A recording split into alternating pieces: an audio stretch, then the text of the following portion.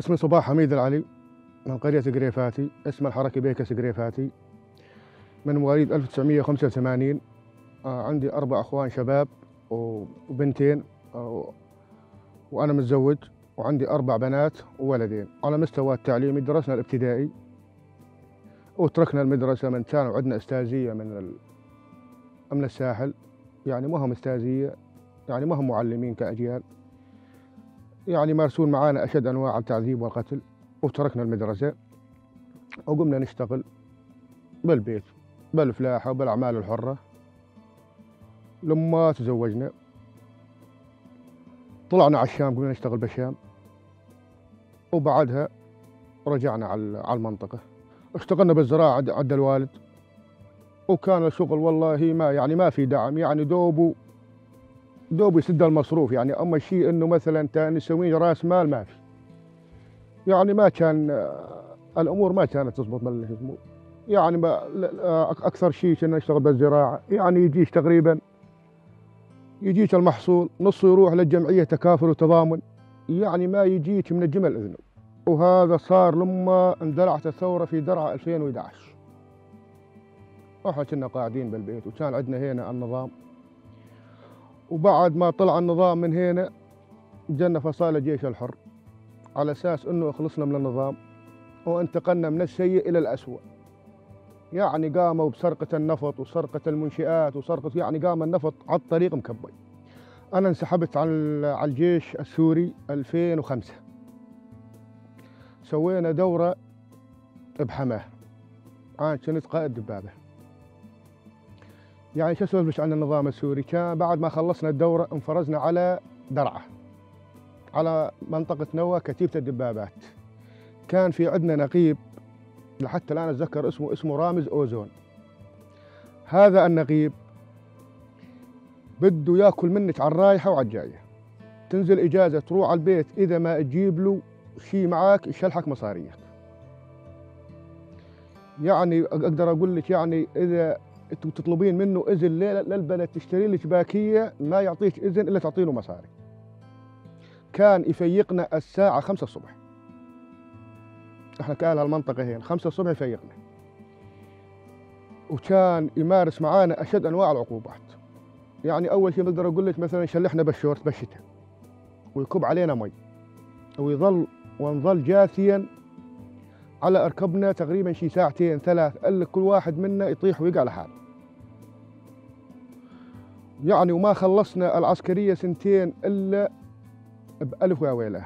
يعني أنا انهربت 2 مرات وهم رجعت. يعني شو أسولف عن النظام السوري؟ يعني النظام السوري مارس معانا أبشع أنواع الظلم والتعذيب. يعني حتى تنزلين كل 5 شهور على البيت، تنزلين إجازة، تجيبين معاك خرجية 3000 ورقة، ياخذ منك 2000 ليرة ويظل بجيبك 1000 ليرة. يعني بجيبك 1000 ليرة، شو يسوي لك 1000 ليرة؟ ويجيت على البيت هنا وقمنا نشتغل بالزراعة.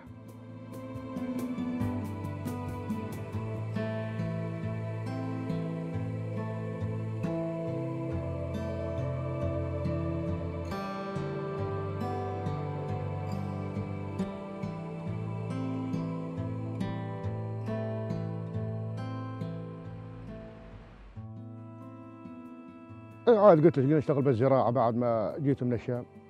أول زراعة مثلا يجيك مثلا اليوم محصول مثلا 100 كيس حنطة، توردينا مثلا على الجمعية على الدولة، يطلعون عليك قرار مثلا تكافل تضامن، وانك ما يطلع لك ولا قرش. وهذا وضع المنطقة. يعني مثل ما تقولين كانت المنطقة هنا عايشة بفقر وجهل وظلم. وبعدها تقريبا صار بال 2011 اندلعت الثورة بدرعا، وهنا على اساس خلصنا من النظام، وجلنا هنا عصابات على اساس الجيش الحر، وانتقلنا من السيء الى الأسوأ. يعني تمشين على الطريق تلقين النفط بلقى مكبي، بالليل ما قد تطلعين من التشليح. جت بعدها داعش، صارت داعش بمنطقة وسانة بصومعة. بلشوا أول شيء بسرقة الحنطة من الصومعات والبوب، الشبابيك، القطاسات، الديناموات، يعني ما أخلوا شيء ابنه، على أساس أنه ينقلونها مثلا على الداخل لمساعدة بالداخل. بظل الحكي هذا لما بال 2012 طلعوا من عندنا من هين، اجوا عندنا الرفاق هنا، ظلوا عندنا الرفاق تقريبا هنا سنتين. يعني احنا كانوا عندنا منطقة مقسومة قسمتين، من عند الدولي لجبلة جيش حروة الدواعش، ومن الدولي وليه شمال الرفاق. وأنا كانوا بيت حماي بمنطقة الرفاق، وأنا كنت أعتمد على بيت حماي. يعني يسولفونا عن الرفاق وعن المعاملة وعن المساواة بيناتهم. والله وبصراحة يعني معاملتهم بالنسبة للمنطقة اللي هم بيها يعني حيل كويسة. ومن هالشيء هذا قمنا نتمنى أنهم يجون الرفاق على منطقتنا. والله دحقنا على وضع الرفاق أنه هو هذا الوضع الممتاز، يعني المساواة بين الناس، بين أطياف العالم، ما بين مسيحي عربي كردي، يعني ما بفرق. والله احنا قبل على دور النظام، يعني هو على دور الجاهلية قبل، يعني على دور الجاهلية أنا أحكي لك، على دور الجاهلية كانوا بالنسبة للمرأة يعني منها طفلة يدفنونها، وهذا يسمونه وأد البنات. إجا النظام كمان ذلك الأمر نفس الوضع، يعني ما تغير شيء عن الجاهلية. أما بجيت الرفاق يعني صار المساواة يعني مع المرأة، والمرأة نصف المجتمع وتشارك بكل مكونات الحياة.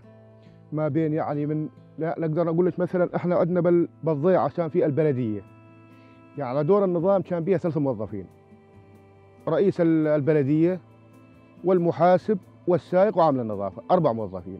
أما هلا لما جيت على دور النفاق فيها 40 موظف على الأقل.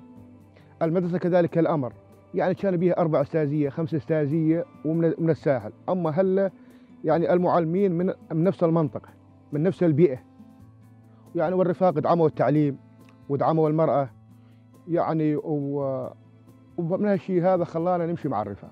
أول ما فتنا على الرفاق بال 2014 سوينا دورة بتل كوتر، شغلة شهر، دورة مثل ما تقولين ما بين شيرفانو وما بين عسكري. يعني كان الوضع ما يسمح انه مثلا توسع الدورة، كان معارك وحملات وشي. سوينا دورة حوالي شهر ما بين شيرفانو وعسكري. انا كان اختصاصي رامي بكسيه.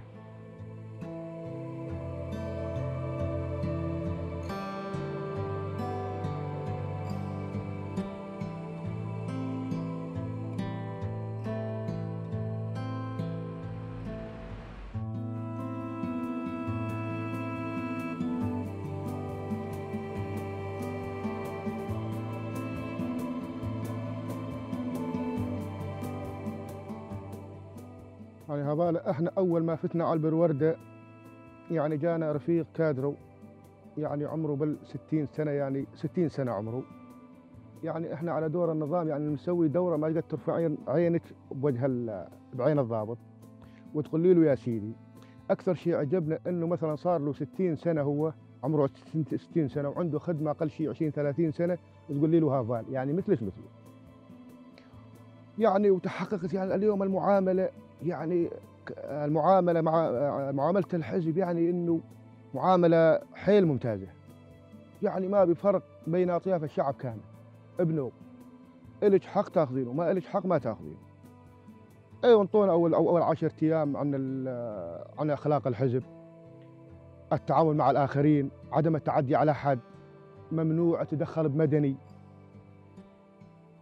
عجبنا اخلاق الحزب وانضمينا الحزب ب 2014 ونسوي اجتماع صباحي وتفقد. ايوه كنا نحكي عن مثلا وضع المرأة قبل وهسه شلون صار وضع المرأة. ايوه خلصنا التدريب مثلا شغلت 10 ايام عن الوضع هذا، وبعدين فتنا عاد بالعسكري وصار عندنا تدريب على سلاح. انا كان اختصاصي بكسيه. احنا كنا مع طابور السيد. ايوه خلصنا الدورة شهر وطلعنا عاد على حملة الهول. احنا كنا بطابور السيد، تألف تقريبا من حوالي، الطابور كان متألف من 40 50 ل 50 عسكري، والطابور مقسم على أتيام وطواقم. أول حملة مشيناها حملة الهول. والله حملة الهول كانت شوية مثل ما تقولين، كانت مثل احنا جيناهم من طريق شنقال، والحمد لله قدرنا نطالعهم من الهول.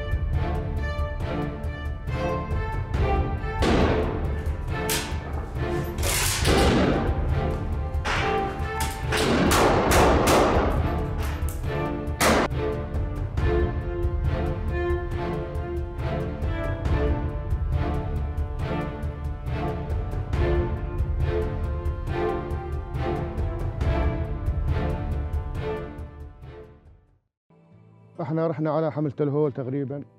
احنا كنا رحنا تقريبا شي من ايال الديريك، شي 4 طوابير.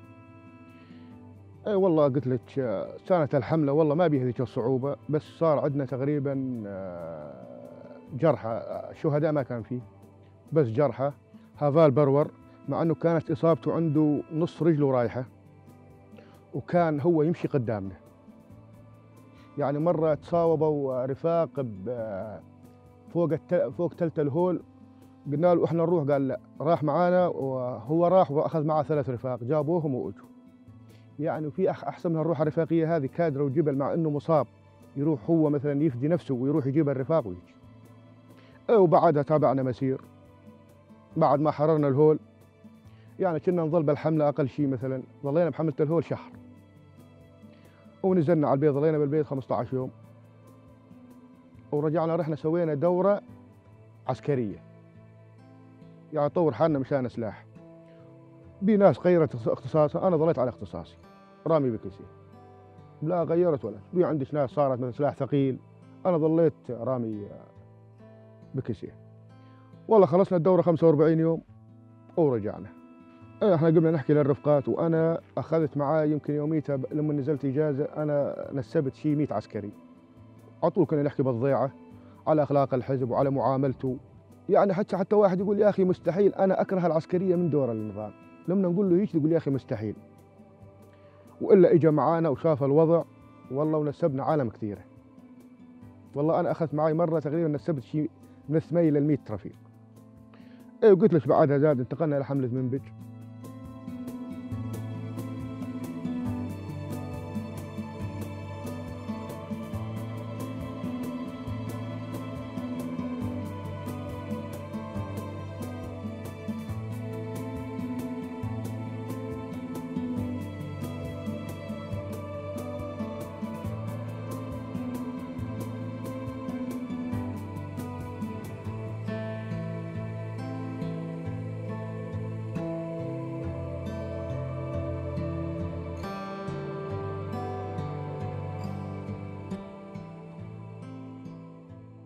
والله حمله منبج، والله حمله منبج كانت صعبه.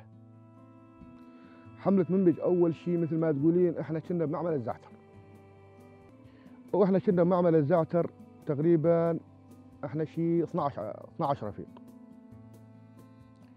هجموا علينا الدواعش بمفخخات، يعني ضربونا تقريبا هذاك اليوم يمكن 4 مفخخات على المعمل. والحمد لله وبلطف رب العالمين ما صار عندنا لا اصابات ولا جرح. طلعنا من المعمل يوميتها، وثاني يوم رجعنا اخذنا. وظل الوضع هذا يمكن طولت حمله منبج حوالي 45 يوم، يلا تحررت منبج.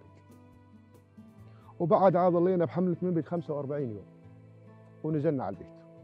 كان معانا موجود رفيقات يبجة قناصات بالحملات بحمله منبج. والله حمله منبج كانت والله مثل ما تقولين والله صعبه. يعني بالنسبه انه كان الوضع كله مسيطرين عليه الدواعش، ومرات ننقطع من اللوجستيك، نظل يومين 3 بس. الحمد لله عندنا اراده. ولو عنده اراده بده يكمل، وكملنا. يعني لما تحررت رجعنا على البيت اجازه. رجعنا من منبج قلت لك اجازه، ظلينا زاد بالطابور حوالي يمكن سنه. نروح مثبتين نقاط هنا على خط السينور. صارت هي حملة الرقة على ما أظن بال 2017 على ما أظن.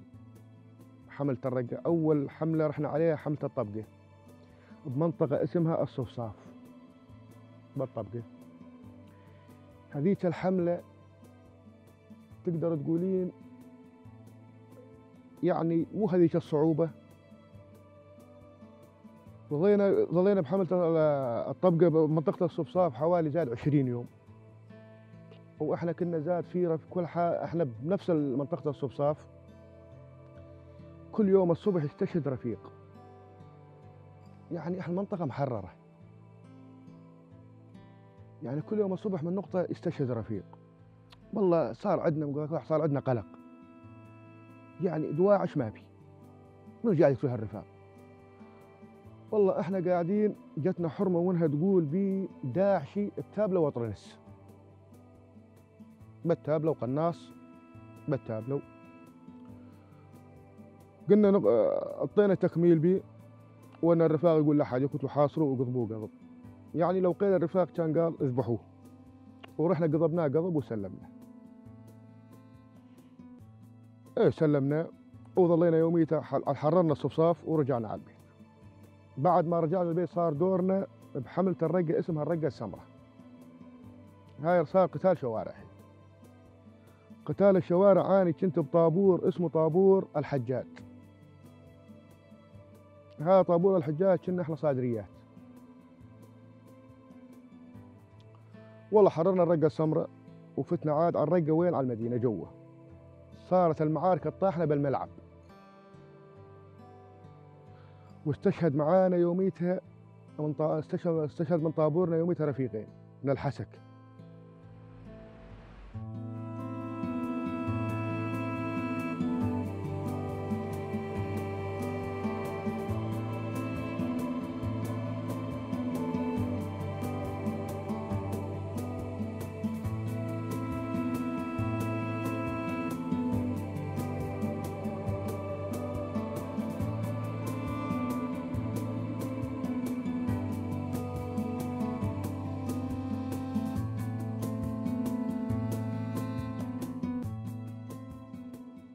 وكان عندنا زاد إصابات، وأنا زاد صوبت برجلي وجيت على مشفى الشهيدة سارية.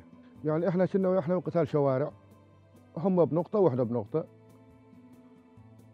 إيه صار عندنا شهيدين من ربعنا من الحسكة، وأنا صوبت برجلي. أنا رحت يوميتها إحنا يوميتها هم فزعوا على، هم اشتبكوا مع نقطة جانبنا، وإحنا ما كنا نصلهم من النقطة، ونزلنا عليهم على الشارع، نزلنا وصار اشتباكات إحنا وياهم. وأنا عاد صوبت برجلي، صوبت بطلقة برجلي. إيه وجيت عاد ظليت بمشفى ساري حوالي زاد يمكن حوالي 20 يوم بالمشفى. إيه وبعد ما جيت من المشفى بعد ما تشافيت، وأنا إصابتي كانت والله شوي ضرتني برجلي. إيه بس الحمد لله تلقيت العلاج اللازم، وظليت بالبيت حوالي شهر، أكثر من شهر، شهر ونص. إيه ورجعت على الطابور.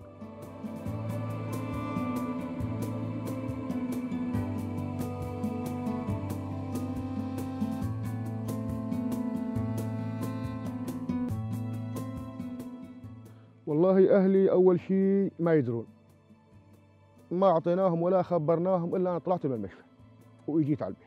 يعني هم متعودين كنا نروح حملة، إحنا كنا حملاتنا قبل نظل 45 يوم شهرين يلا نجي على البيت. جيت على البيت أنا كملت زاد استراحيت زاد شهر ورجعت. بلشت عاد حملة الدشيشة. احنا بحملة الدشيشة زاد لسه على جروب صادرية. جتنا تعليمات ان نمشط المنطقة، انا و13 رفيق. والله قاعد نمشط بالمنطقة، ما حسيت الا كنا بالقاع. اضربونا صاروخ حراري، استشهد يوميتها 7 رفاق، ورفيق فقد بصره، وانا اصابتي جت بيدي وبراسي وبرقبتي. ونقلونا على مشفى الشهيدة سارية، وظليت بالعناية المشددة فاقد الوعي شي 15 يوم. وبعدها عاد الحمد لله الله شافانا وطلعنا عاد فوق على المشفى. ظليت بنفسه شهر ونص، والحمد لله اخذنا العلاج ورجعنا على البيت.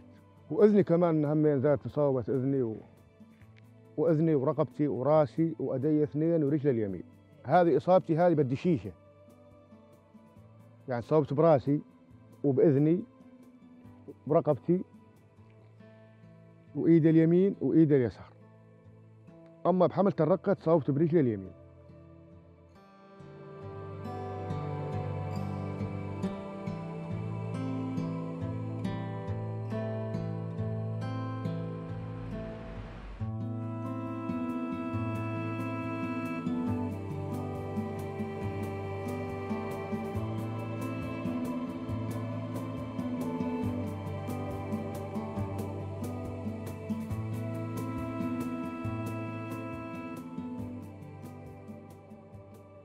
والله هبالة أنا إيدي ما توجعني، بس رقبتي مو العصب متضرر، بالبرد إذا ما ألفها توجعني.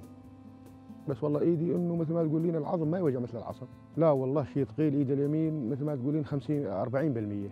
عندي إصابتين، عندي أعصاب تقريبا مثل ما تقولين متضررة، وعندي هبوط بالكتف، يعني عضلة الكتف ميتة بنوب. إيه، وعندي زاد إصبعي هذا زاد عندي بيه أوتار مقطع، والوتر مقطوع والعظم مكسور. والله يا هبالة الحياة المدنية قبل كنا نعاني يعني من ضعف من المعيشة، أما هلا بجيت الرفاق الحمد لله، يعني صار عندنا مستحقات وإن حقوق قاعد تصنع بأكملها. يعني قبل على حق الباكية ما نقدر، الله وكيلك. لا هسه الحمد لله الوضع أحسن من قبل بكثير. هبالة احنا سوينا دورة بعد الإصابة، يعني الدورة مثل ما تقولين دورة سياسية، يعني ترفيهية مثلا لأخلاق القائد، أخلاق الحزب، المعاملة مع الناس. يعني ما يصير انك تقول مثلا اني عسكري مثلا وتعدى على حق غيرك، ما يصير من هالمواضيع هذه. اي، واكثر شيء كان عندنا مثلا، وكان معانا رفقات زاد يبجه، وكان عندنا زاد دروس اكثر شيء مشان المراه، زاد مشان معامله المراه. إيه، انه مثلا يقول لك الواحد ما انه الاصابه مو اصابه الجسم، هي اصابه العقل، واحنا الحمد لله اصابتنا ما هي مأثره علينا، كان نقوم باعمالنا باكمل وجه. كمصابين كانوا يعطونا انه اكثر شيء انه مثلا انه ننسى اصابتنا، يعني انه هم الرفاق يساعدونا انه يفكرونا، يعني اكثر شيء مشان انه نطلع من الحاله النفسيه.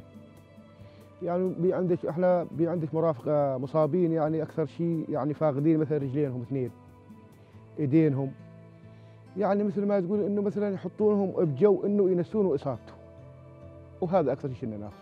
وعن افكار القائد، المساواه بين الشعوب، يعني بدون كامل مكونات الشعب، يعني ما بفرق لا بين لا كردي لا عربي لا إزيدي لا سرياني. احنا نتمنى للقائد انه اول شيء يتحرر من سجن هالطاغية أردوغان، واحنا على نهجه ان شاء الله باقون.